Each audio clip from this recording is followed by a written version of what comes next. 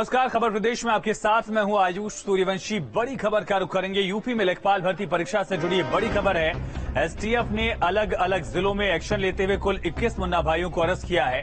Gang leader समेत 21 शातिर गिरफ्तार किए गए हैं। तो बड़ी और अहम खबर, अलग अलग जिलों से कुल 21 मुन्ना भाई अरेस्ट किए गए हैं। एसटीएफ ने कड़ी कार्रवाई करते हुए 21 शातिरों को दबोचा है।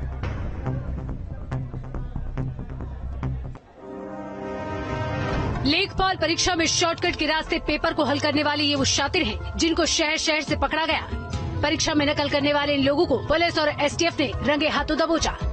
एसटीएफ को पूर्व से ही जानकारी मिली थी अभिसूचना संकलन के दौरान कि कुछ गैंग्स सॉल्वर्स का इस्तेमाल करके परीक्षा की शुचिता को भंग करेंगे। इस प्रकार के गैंग्स की गिरफ्तारी हुई है। कुल 21 व्यक्ति पूरे उत्तर प्रदेश में विभिन्न स्थानों से गिरफ्तार हुए हैं।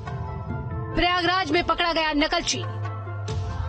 प्रयागराज में चेतना गर्ल्स कॉलेज में लेखपाल परीक्षा के बीच हंगामा मच गया। वजह थी परीक्षा में चल रही नकल, जिस पर वहां लेखपाल परीक्षा देने आए अभ्यर्थियों ने कॉलेज प्रशासन पर सवाल उठाए। हंगामा हुआ तो मौके पर पहुंची पुलिस ने तफ्तीश शुरू की। कानपुर का मुन्ना भाई पकड़ा गया। कानपुर में भी एसटीएफ की टीम ने इन जनाब को नकल करते हुए रंगे हाथ पकड़ा। मामला गोविंद नगर के माया देवी बालिका कॉलेज सेंटर का है, जहां लेखपाल परीक्षा में इलेक्ट्रॉनिक डिवाइस का इस्तेमाल करते हुए नकल की जा रही थी, लेकिन एसटीएफ की नजरों से इनकी हरकत छिप नहीं सकी। बरेली में नकलची पर शिकंजा। बरेली के राजकीय बालिका इंटर कॉलेज में भी एक नकलची को एसटीएफ ने रंगे हाथ पकड़ा। रामपुर के रहने वाले रिंकू नाम के शख्स के बदले ये जनाब परीक्षा दे रहे थे, लेकिन इनकी करतूत को एसटीएफ ने रंगे हाथों पकड़ लिया। रूम नंबर 4 में एक छात्र परीक्षा दे रहा था, उसके स्थान पर कोई दूसरा छात्र परीक्षा दे रहा था। और जब वहाँ पर जांच की गई तो ये पता चला कि जो वास्तविक छात्र था उसके स्थान पर राजीव कुमार नाम व्यक्ति जो है वो परीक्षा दे रहा था। लेखपाल परीक्षा में नकल के धंधे और धांधली करने वाले गैंग पर प्रशासन की नजर है। संदेश साफ है कि परीक्षा में नकल करके और सॉल्वर गैंग का इस्तेमाल करके परीक्षा में धोखा करने वालों की खैर नहीं। Team news state. चलिए सीधा रुक करेंगे। राजधानी लखनऊ का संवाददाता निखिल शर्मा हमारे साथ लाइव कनेक्ट है। निखिल, 21 आरोपियों को गिरफ्तार किया एसटीएफ ने, और क्या जानकारी है? देखिए, 12 मंडलों में ये परीक्षा चल रही थी और जो एसटीएफ को जानकारी मिली उसके दौरान 21 लोग गिरफ्तार किए गए हैं। इसमें कुछ ऐसे लोग थे जो बाकायदे ब्लूटूथ डिवाइस से प्रयागराज में बैठे गैंग द्वारा ऑपरेट किए जा रहे थे, उन्हें नकल कराई जा रही थी और उसके साथ ही कुछ सॉल्वर भी बैठे हुए थे। तो ये 12 मंडलों में परीक्षाएं चल रही थी और गोरखपुर, कानपुर, लखनऊ, बरेली, प्रयागराज जैसे मंडलों में गिरफ्तारियां हुई हैं जो डिवाइस के जरिए नकल कर रहे थे। दरअसल पिछले कुछ दिनों से लगातार सरकार को इस बात के संकेत मिल रहे थे कि तमाम गैंग हैं जो परीक्षाओं में नकल कराने की फिराक में रहते हैं। यही वजह है कि एसटीएफ को लगातार सभी परीक्षाओं से पहले निगरानी के निर्देश दिए गए हैं मुख्यमंत्री द्वारा, और यही वजह है कि एसटीएफ इस पूरी परीक्षा को की निगरानी कर रही थी। जैसे उसे इस बात के संकेत मिले कि एक गैंग है जो अभ्यर्थियों को नकल कराना चाहता है ब्लूटूथ डिवाइस के माध्यम से, उसके बाद सभी सेंटरों पर जो है एसटीएफ के लोगों ने उन्हें अरेस्ट किया, उनको गिरफ्तार किया और उस पूरे मामले का खुलासा किया। दरअसल बेहद ही जो है वो तकनीकी तरीके से इस नकल को कराए जाने की कोशिश की जा रही थी प्रयागराज के गैंग द्वारा, और उसमें एक ब्लूटूथ डिवाइस जो है वो तमाम अभ्यर्थियों को दी गई थी जो इस पूरी नकल में शामिल थे। उनको इसके जरिए कहा गया था कि सभी सवालों के उत्तर मिलेंगे। इसके एवज में अभ्यर्थियों से 10-10 लाख रुपए लिए गए थे और जो गैंग था, गैंग का जो सरगना था, वो लगातार ब्लूटूथ डिवाइस के जरिए अब जो अभ्यर्थी थे उनको परीक्षाओं में आए हुए सवालों का आंसर बता रहा था।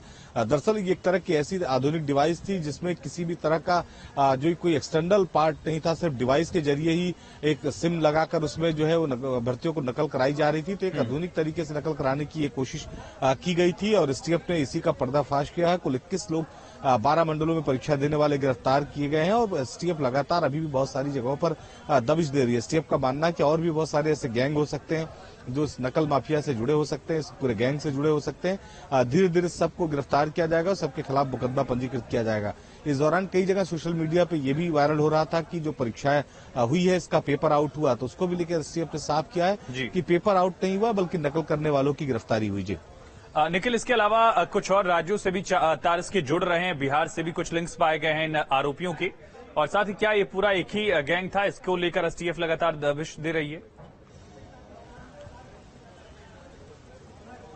देखिए, आमतौर पर देखा गया है कि बहुत सारे ऐसे अभ्यर्थी हैं जो अपनी जगह पे सॉल्व करने वाले किसी दूसरे अभ्यर्थी को परीक्षा देने के लिए जो है वो सेंटरों पर भेजते हैं। तो इसको लेकर भी एसटीएफ लंबे समय से काम करता रहा। पहले भी बहुत सारी गिरफ्तारियां हुई हैं और आज भी जो लखनऊ का 2 अभ्यर्थी हैं वो पकड़े गए हैं। उनकी जगह पर कोई दूसरा व्यक्ति पेपर दे रहा था। बिहार का रहने वाले हैं। इससे पहले भी कई बार ये देखा गया है कि बिहार के कई ऐसे गैंग है जो अभ्यर्थी जो है वो उपलब्ध कराते हैं तमाम परीक्षाओं को लेकर पैसे के एवज में। तो एसटीएफ इस तरह की लगातार गिरफ्तारियां करता रहा है और आज भी देखिए 2 गिरफ्तारियां लखनऊ से हुई हैं।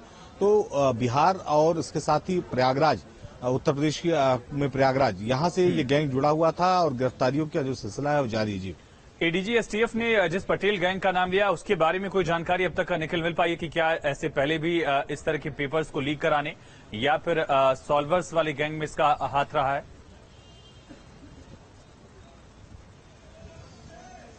देखिए, जैसा मैंने बताया कि जो एसटीएफ है वो लगातार इस गिरोह के तमाम जो सदस्य हैं उनको खंगालने की कोशिश कर रही है, उनसे पूछताछ करने की कोशिश कर रही है।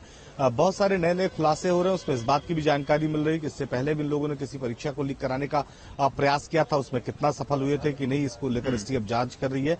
इसके साथ ही इसका बिहार से इंटरस्टेट किस तरह से कनेक्शन है, इसको भी बिल्डअप करने की कोशिश कर रही है, इसको समझने की कोशिश कर रही है कि पूरा नेटवर्क किस तरह से काम कर रहा था। तमाम जानकारी के लिए निखिल आपका बहुत शुक्रिया। तो नेटवर्क खंगाले जा रहे हैं, नेक्सस क्या था इसको भी खंगाला जा रहा है। और बड़ी खबर है, लेखपाल भर्ती परीक्षा मामले पर अखिलेश ने बड़ा हमला बोला है। अखिलेश ने ट्वीट कर बीजेपी पर निशाना साधा, कहा लेखपाल भर्ती परीक्षा का पेपर भी लीक हो गया। अभ्यर्थियों का यह आरोप सच है, ये सब भाजपा सरकार की ही चाल है जिससे कोई भी परीक्षा पूरी न हो और लोगों को नौकरी न मिले। अखिलेश यादव ने ट्वीट किया, ट्वीट आपको दिखा रहे हैं। अखिलेश यादव ने ट्वीट के जरिए एक बार फिर तंज कसा है, लिखा कि आज लेखपाल भर्ती परीक्षा का पेपर भी लीक हो गया। अब तो लगता है अभ्यर्थियों का आरोप सच है कि ये सब भाजपा सरकार की चाल है जिससे कोई भी परीक्षा पूरी न हो पाए, लोगों को नौकरी ना मिले, जिससे युवा पूंजीपतियों के यहां श्रमिक चपरासी बन के रह जाएं। भाजपा वेतन पेंशन के खिलाफ है, अखिलेश यादव ने ये ट्वीट किया।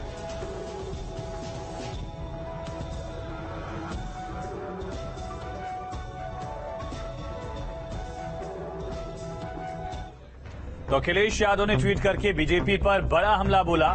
अखिलेश यादव ने लिखा कि लेखपाल भर्ती परीक्षा का पेपर भी लीक हो गया।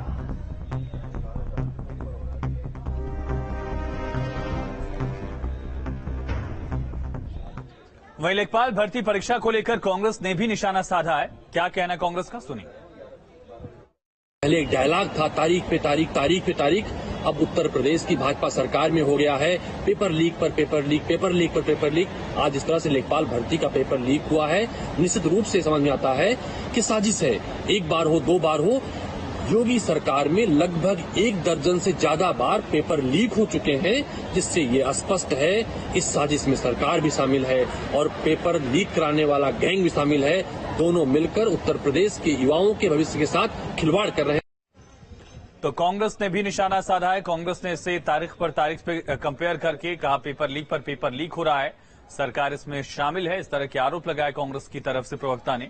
और समाजवादी पार्टी से अखिलेश यादव ने खुद सवाल उठाए हैं सरकार पर इस पेपर को लेकर। लेखपाल भर्ती परीक्षा दरअसल 8085 पद खाली थे, जिसको लेकर परीक्षा हुई। सुबह 10 बजे से लेकर दोपहर 12 बजे तक की परीक्षा 12 मंडलों में आयोजित की गई।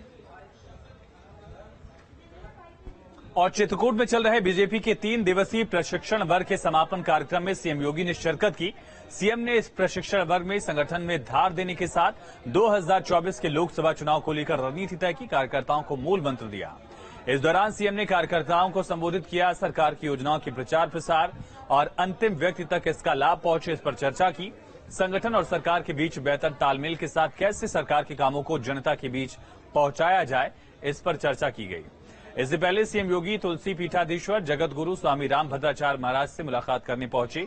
सीएम ने जगत गुरु का हालचाल जाना और इस दौरान दोनों के बीच करीब 15 मिनट तक बातचीत हुई।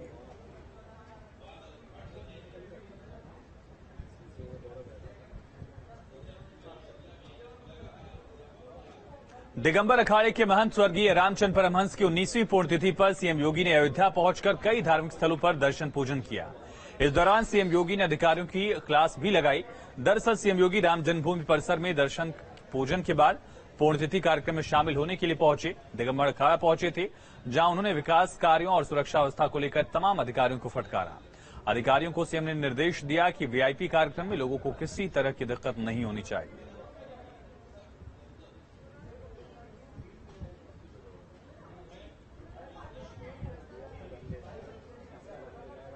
तो साफ सफाई का भी खास ध्यान रखने के लिए मुख्यमंत्री ने कहा है। आज मुख्यमंत्री चित्रकूट पहुंचने से पहले अयोध्या पहुंचे। अब मैं कुछ कह नहीं सकता, लेकिन अधिकारियों को उन्होंने ये कहा कि जैसा मैं चाहता हूं वैसा काम अयोध्या में आप लोगों ने अभी तक शुरू नहीं किया। कई काम अधूरे पड़े हुए हैं, उन अधूरों कामों को आप पूरा करिए। ये योगी जी ने बार बार कहा कि अयोध्या के अनुरूप, अयोध्या के सांस्कृतिक सीमा के अनुरूप, अयोध्या के विकास के अनुरूप हमने जो पैसा यहाँ दिया है उस पैसे का सदुपयोग जल्दी जल्दी होना चाहिए, ये योगी जी ने कहा। और सुरक्षा की दृष्टिकोण से और स्वच्छता की दृष्टिकोण से, दोनों दृष्टिकोण से उन्होंने कहा कि इसका विशेष ध्यान रखिए आप लोग, और किसी भी तीर्थयात्री को किसी प्रकार कोई तकलीफ न होने पाए, कष्ट न होने पाए, और पार्किंग की व्यवस्था ऐसा करिए जिससे रास्ता जाम न हो, लोगों को आने जाने में परेशानी न हो। और इसी बीच मेरठ से बड़ी खबर है। सिपाहियों में खूनी संघर्ष का मामला है। सिपाही ओजस्वी पर हमला करने का आरोप है। योगीपुरम चौकी का वीडियो बताया जा रहा है। पुलिस अधिकारियों ने बड़ा एक्शन लिया है। दोनों सिपाही लाइन हाजिर किए गए हैं। तो मेरठ से बड़ी खबर है। सिपाहियों में खूनी संघर्ष का आपसी मामला, और इसको लेकर संज्ञान लिया गया है। योगीपुरम चौकी का ये वीडियो बताया जा रहा है, जहां दोनों सिपाही लाइन हाजिर किए गए। तस्वीरें आप देख रहे हैं किस तरह से मेरठ में सिपाहियों में खूनी संघर्ष का मामला सामने आया है। मारपीट की जा रही है, बुरी तरह से सिपाही लड़ रहे हैं। और ये देखिए किस तरह से, शायद चौकी के अंदर का ही है मामला। योगीपुरम का ये मामला बताया जा रहा है। देखिए तुम्हारे आने से झगड़ा करा इसने। आरोप प्रत्यारोप का भी दौर दिखा है। कल थाना कंकरखेड़ा की चौकी योगीपुरम पर नियुक्त 2 आरक्षियों के मध्य मारपीट की घटना घटित हुई। इसके संबंध में जो जानकारी मिली है उसके अनुसार ही पहले दोनों आरक्षी एक साथ किराए के मकान में रहते थे। बाद में एक आरक्षी जो चौकी पर बैरक है उसमें आकर रहने लगा था। कल किन्हीं व्यक्तिगत कारणों को लेकर दोनों के मध्य मतभेद हुआ। बाद में मारपीट की घटना घटित हुई। इनके विरुद्ध कार्रवाई करते हुए इनको लाइन हाजिर कर दिया गया है और विभागीय कार्रवाई की जाएगी। औरैया से बड़ी खबर है। गहरे नाले में शख्स डूब गया, मचा हड़कंप। दरअसल यहां पर सूचना पर पहुंची है पुलिस ने गोताखोरों की मदद से कई घंटे बाद शव को बाहर निकाला। तो बड़ी खबर है बुंदेलखंड के औरैया से। गहरे नाले में शख्स की डूबने से यहां हड़कंप मचा। उसके बाद पुलिस को खबर दी गई। पुलिस ने वहां पर गोताखोरों की मदद से रेस्क्यू शुरू किया और शव को कई घंटे के बाद बाहर निकाला गया।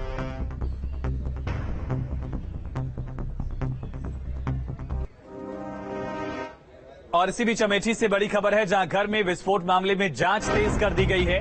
एसपी के आदेश पर सीओ ने मौके पर जांच पड़ताल की। दरअसल सिलेंडर ब्लास्ट से नहीं बल्कि पटाखों से धमाका हुआ है, ये पुलिस की तरफ से जानकारी दी गई। बॉम्ब स्क्वाड टीम ने घटनास्थल पर जांच की है। मलबा हटाते वक्त भारी मात्रा में बारूद भी मिला है। जामो थाना क्षेत्र के दक्षिणवारा गांव का मामला है, जहां कल 2 मंजिला मकान धराशायी हो गया था ब्लास्ट में, और सिलेंडर ब्लास्ट नहीं बल्कि बारूद से ही ये ब्लास्ट हुआ है। ये जानकारी पुलिस की है। हाथों में बॉम्ब स्क्वाड टीम ने बारूद का हिस्सा दिखाया। देखिए दरअसल यहां पटाखा बनाने का काम भी चलता था। बारूद का कई सैंपल जो है वो यहां पर बॉम्ब स्क्वाड टीम ने जांच पड़ताल के बाद इसे जब्त किया है। देखिए काफी मात्रा में यहां अलग अलग हिस्सों से बारूद बरामद किया गया है। बॉम्ब डिफ्यूजल स्क्वाड यहां पहुंची थी और उसके बाद एसपी के आदेश पर सीओ भी मौके पर पहुंचे। जांच पड़ताल की जा रही है, लेकिन पुलिस ने यह स्पष्ट किया है अभी फिलहाल फौरी जांच में कि ये ब्लास्ट जो है सिलेंडर से नहीं हुआ बल्कि बारूद से ही हुआ है। इसकी संभावना ज्यादा इस वजह से है क्योंकि यहां बारूद भी बरामद किया गया है। पटाखा यहां पर बनाया जा रहा था, ये भी जानकारी मिली थी कल, और अब पुलिस आगे पड़ताल कर रही है। एसपी ने जांच को लेकर तेज जांच के निर्देश दिए हैं। तो सबसे पहले तस्वीरें न्यूज स्टेट पर आप देख रहे हैं। देखिए किस तरह से जो टीम वहां पर जांच करने पहुंची थी उसको इस तरह से बारूद अलग अलग जगहों पर मिला है। बारूद को जब्त किया गया, सैंपल्स यहां जुटाए गए। सीधा रुख करेंगे, संवाददाता आलोक रंजन फोन लाइन पर कनेक्ट है। आलोक, पुलिस की जांच पड़ताल में क्या तथ्य अब तक सामने आए? आलोक, आवाज मिल रही है आपको? आवाज बहुत कम आ रही है सर। आलोक, अगर आप सुन पा रहे हैं तो क्या जांच पड़ताल में अब तक जानकारी मिल पाई है? मैं बता दूं कि ये पूरा मामला जामुन थाना क्षेत्र के दक्षिणवाड़ा का है, जहां पर कल एक मकान में ब्लास्ट हो गया था और पूरा मकान धराशायी हो गया था, जिसको लेकर पुलिस जांच कर रही थी। और जिसमें जांच में अब पाया गया है कि इसमें विस्फोटक पदार्थ पाए गए हैं जो आतिशबाजी बनाने के काम में आते थे, जिसको लेकर जिस व्यक्ति ने जिसके मकान में विस्फोट हुआ था उसके खिलाफ मुकदमा दर्ज किया गया है और पुलिस जांच में जुटी हुई है। आलोक, तमाम जानकारी के लिए बहुत शुक्रिया। तो पुलिस आगे जांच पड़ताल कर रही है। बारूद यहां से बरामद किया गया है। और ग्रेटर नोएडा से बड़ी खबर है, जहां दबंगों के खिलाफ पुलिस ने बड़ी कार्रवाई करते हुए मारपीट मामले में मुकदमा दर्ज कर 50 से 60 अज्ञात लोगों के खिलाफ केस दर्ज किया है। दो पक्षों में जमकर मारपीट हुई थी। पुलिस ने 18 नामजद के खिलाफ केस दर्ज किए हैं और कई अज्ञात हैं, उनके खिलाफ भी मामला दर्ज किया गया। 50 से 60 अज्ञात हैं, कुल 18 लोगों के नाम भी दर्ज किए गए हैं। तो बड़ी खबर है ग्रेटर नोएडा से। कल दरअसल यहां पर हाल में दो पक्षों में जमकर मारपीट हुई थी और इस मामले को लेकर अब पुलिस सख्त रुख अख्तियार कर रही है और ऐसे में 50 से 60 अज्ञात के खिलाफ केस दर्ज किया गया है। 15 से ज्यादा लोग ऐसे हैं जिनका नाम भी एफआईआर में दर्ज किया गया है।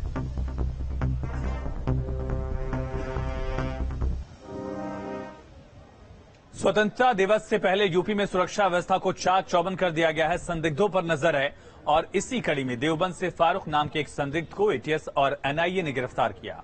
देवबंद में हुए इस एक्सीडेंट की पूरी जानकारी इस रिपोर्ट में देखिए।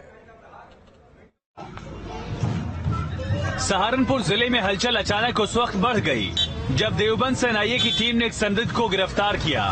पकड़े गए संदिग्ध के बारे में सूत्रों से मिली अब तक की जानकारी के मुताबिक पकड़े गए फारूक नाम के छात्र के तार आईएएस मॉड्यूल से जुड़े हुए हैं। फारूक कई भाषाओं का जानकार बताया जा रहा है। आईएएस मॉड्यूल के आतंकी साहित्य के लिए फारूक ट्रांसलेटर का काम करता था। ये भी बताया जा रहा है कि पकड़ा गया फारूक देवबंद के मदरसे में पढ़ाई कर रहा था।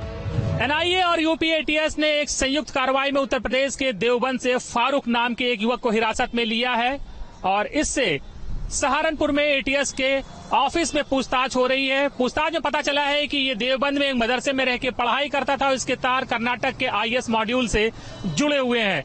जांच में यह भी पता चला है कि फारूक कई भाषाओं का जानकार है और वो टेलीग्राम के माध्यम से संदिग्ध इस्लामिक साहित्य का अनुवाद करके तमाम जो टेलीग्राम के ग्रुप्स हैं उनके जरिए अपने दूसरे साथियों को भेजता था और इस अनुवाद का इस्तेमाल युवकों को रेडिकलाइज करने में किया जाता था। देवबंद के मदरसे में चल रही रेड में पकड़े गए फारूक को सहारनपुर में एटीएस के फील्ड ऑफिस लाया गया, जहां उससे एटीएस की टीम ने पूछताछ की। सूत्रों के अनुसार अभी जो जानकारी निकलकर सामने आ रही है कि जो फारूक है वो कर्नाटक के ही एक आईएएस मॉड्यूल से वो जुड़ा हुआ था और कई सोशल मीडिया के जो प्लेटफॉर्म हैं उनसे भी वो उनके टच में था। इसके अलावा आतंकी जो साहित्य होते हैं उनको भी वो ट्रांसलेट किया करता था। शिकंजे में लिए गए फारूक से उसके आकाओं की जानकारी निकाली जा रही है। देवबंद में हुई गिरफ्तारी के बाद सहारनपुर तक के एक्शन की बात करें तो देवबंद से सहारनपुर लाए गए फारूक से एटीएस की टीम ने करीब 1.5 घंटे तक पूछताछ की। इस दौरान एटीएस और एनआईए ने फारूक के मॉड्यूल से जुड़े उसके तारों को तलाशा। इस पूछताछ के बाद फारूक को कार में लेकर एटीएस की टीम रवाना हुई, लेकिन अभी तक एटीएस और एनआईए ने पूछताछ से मिली जानकारी का खुलासा नहीं किया। यूपी एटीएस और एनआईए ने देवबंद से जिस फारूक को अरेस्ट किया था उसको अब जो एटीएस और एनआईए की जो टीम है वो यहाँ से लेकर निकल रही है और देख सकते हैं कि उसको इस गाड़ी के अंदर बिठाया गया है और नीचे लेटाकर उसको यहाँ से लेकर एनआईए की टीम निकल गई है। इसके बारे में खुलासा ये हो रहा है कि फारूक जो है वो एक आईएसआई मॉड्यूल से जुड़ा हुआ था कर्नाटक के और उसी के जरिए वो कहीं ना कहीं कुछ व्हाट्सएप और सोशल मीडिया ग्रुपों पर भी कई चीजें उसने शेयर की थी। कर्नाटक में बैठे अपने आईएएस मॉड्यूल के अपने आकाओं के इशारे पर वो अपनी साजिश रच रहा था, लेकिन गिरफ्त में आने के बाद ये उम्मीद है कि पूछताछ में उसके आकाओं की साजिशों का पर्दाफाश होगा। सहारनपुर से विकास कपिल, लखनऊ से अनिल यादव के साथ टीम न्यूज स्ट्रीट। सहारनपुर में सैलाब का कहर दिखा, जगह जगह पानी का प्रलय देखने को मिल रहा है। मिर्जापुर इलाके के शफीपुर में पहाड़ों से आए सैलाब की वजह से कार यहां पानी की तेज बहाव की चपेट में आ गई। कार में सवार युवक को ग्रामीणों ने काफी मशक्कत के बाद बाहर निकाला। और दूसरी तस्वीर है माता शाकुंभरी देवी में आए सैलाब के बीच फंसे श्रद्धालुओं की। श्रद्धालुओं को सुरक्षित जगहों पर पहुंचाने के लिए पुलिसकर्मियों ने मोर्चा संभाला। श्रद्धालुओं को सुरक्षित जगहों पर शिफ्ट किया गया, लगातार कोशिश की गई और किस तरह से पानी के बीच में श्रद्धालु जो फंसे हुए थे उनकी मदद के लिए पुलिस ने खुद यहां पर आकर मोर्चा संभाला और हाल के दिनों में लगातार यहां नदियों का जलस्तर बढ़ा है।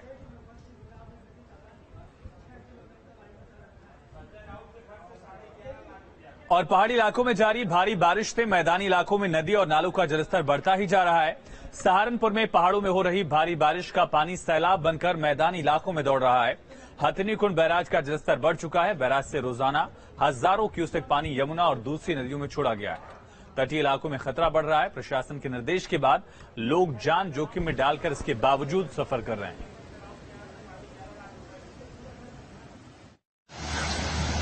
पहाड़ों में हो रही लगातार बारिश की वजह से सहारनपुर की अधिकतर जो बरसाती नदियां हैं वो उफान पर हैं और पहाड़ों की बारिश का जो पानी है वो सैलाब बनकर उन नदियों में तोड़ता नजर आ रहा है। विशेषकर मिर्जापुर और भेड़ क्षेत्र में तो स्थिति ज्यादा ही खराब है। वहां पर सैलाब का जो पानी है वो नदियों से गुजर रहा है तो ग्रामीण वहीं जान जोखिम में डालकर उस सैलाब को पार करने के लिए मजबूर हैं। हालांकि प्रशासन ने कई बार चेतावनी भी जारी की कि जब पानी आता है तो आप कृपया नदियों को पार न करें, लेकिन उसके बावजूद भी लोग जान जोखिम में डालकर उस तेज सैलाब को पार करने के लिए मजबूर है। कल भी हथिनीकुंड बैराज से करीब 90,000 क्यूसेक जो है पानी वो यमुना के साथ साथ जो अन्य नदियां हैं उनमें छोड़ा गया था, जिसके बाद कई इलाके ऐसे थे जहां पर बरसात का जो पानी है वो सैलाब बनकर दौड़ा। महेशपुर की नदी हो, मिर्जापुर की गाड़ा नदी हो या फिर पूर्वी यमुना नदी हो, वो सभी नदियां जो हैं वो इस वक्त तूफान पर हैं और लगातार पानी जो है वो अभी बढ़ता ही जा रहा है। बताया जा रहा है कि पहाड़ों में भी लगातार बारिश हो रही है। जो बारिश का जो पानी है वो अभी भी इन नदियों से टकराएगा और टकराने के बाद ही हालात और भी बिगड़ सकते हैं। विकास कपिल, न्यूज़ 8 सहारनपुर। तो सहारनपुर से तस्वीरें आप देखिए। हथिनीकुंड बैराज से पानी छोड़े जाने के बाद नदियों का जलस्तर बढ़ गया, लेकिन इसके बावजूद लोग जान जोखिम में डालकर नदी किस तरह से ट्रैक्टर्स के जरिए पार कर रहे हैं ये आप देख सकते हैं। खबर जालौन से है, जहां अवैध इमारतों को जमींदोज करने के बाद बाबा का बुलडोजर बुल रेस्क्यू ऑपरेशन कर रहा है। नाले में गिरे एक बुल का नगर पालिका कर्मियों और स्थानीय लोगों की मदद से रेस्क्यू किया गया। पैर फिसलने की वजह से नाले में गिर गया था ये बुल। ओरई टाउन के रेजेंसी होटल के पास का ये मामला है।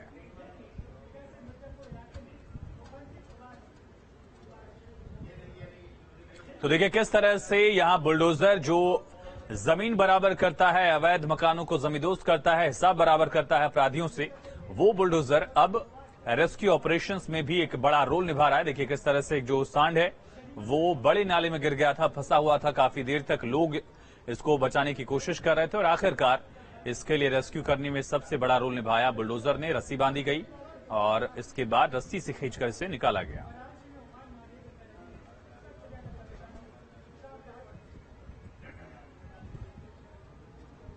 और बलरामपुर में खुले घूम रहे आवारा जानवरों से किसान परेशान नजर आ रहे हैं। छुट्टा जानवरों की शिकायत को लेकर किसानों ने थाना और ब्लॉक का घेराव किया। खुलेआम घूमने वाले आवारा जानवरों को लेकर शिकायत की और प्रदर्शन कर रहे लोगों का कहना है कि आवारा जानवर लोगों के खेत को बर्बाद कर रहे हैं, जिससे फसलों को भी काफी नुकसान पहुंच रहा है। सावन के महीने में शिव भक्तों का जोरदार स्वागत किया जा रहा है। यूपी में कहीं पुलिस प्रशासन की ओर से कांवड़ियों को भोजन कराया जाता है तो कहीं पर मुस्लिम समाज की ओर से कांवड़ियों पर फूलों की बारिश कर उनका स्वागत किया गया। ये दो तस्वीरें हैं मुरादाबाद से लेकर हरदोई की। मुरादाबाद में कांवड़ियों को पुलिस प्रशासन ने भोजन कराया। हरदोई में गंगा जमुनी तहजीब दिखी, जहां मुस्लिम समाज ने कांवड़ियों पर पुष्प वर्षा कर उनका स्वागत किया।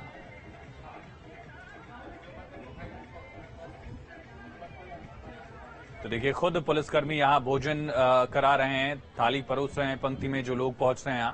और इसी तरह से हरदोई में पुलिस मौजूद थी, साथ ही मुस्लिम समाज के लोगों ने भी यहां फूल बरसाकर कांवड़ियों का स्वागत किया।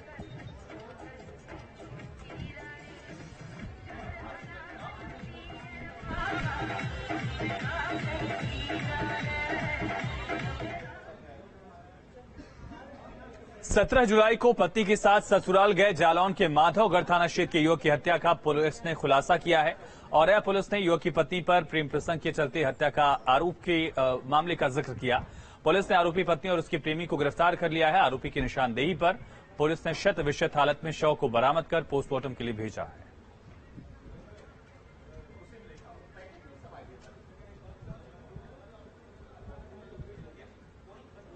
खबरें लगातार जारी। यहां पर एक छोटे से ब्रेक के लिए रुकते हैं। बने रहिए न्यूज स्टेट के साथ।